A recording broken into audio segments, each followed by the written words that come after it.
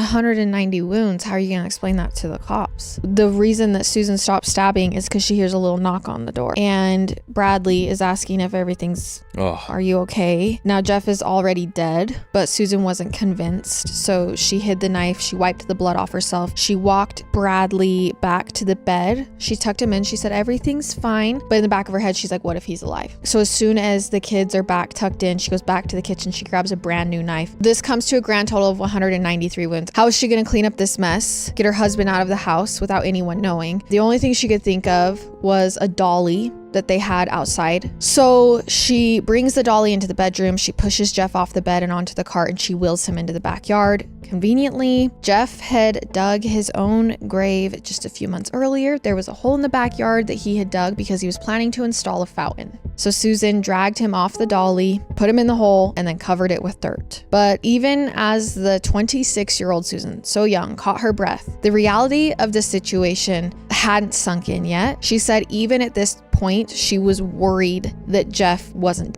So she actually goes back inside. She sits on the couch. She stays up all night, a knife in her hand, staring at the door, just to make sure that he doesn't get up and come back in. For the next few days, Susan says she remained in a hazy fog, just on autopilot, but Jeff's parents obviously knew something was wrong. So on the afternoon of January 14th, Jeff's parents called Susan worried. They said they were expecting to hear from Jeff last night, the night she killed him, but he never called. Is everything okay? Did he come home? Susan was like, yeah, but we got into a terrible argument. She said Jeff got so mad at her that he actually poured a bottle of bleach all over their bedroom, which in her mind, she's trying to now cover up what she's done. So she's like, if I tell his parents that there was bleach in the bedroom, then if police find the bleach, they're not going to think it was me. To the Wrights, his parents, this just doesn't make sense. And Susan actually told this same story to Jeff's boss when he called later that day looking for him, and then also to a neighbor who called to check in. And after hearing the story, the neighbor told Susan she should file a report with the police because the entire situation sounds like domestic,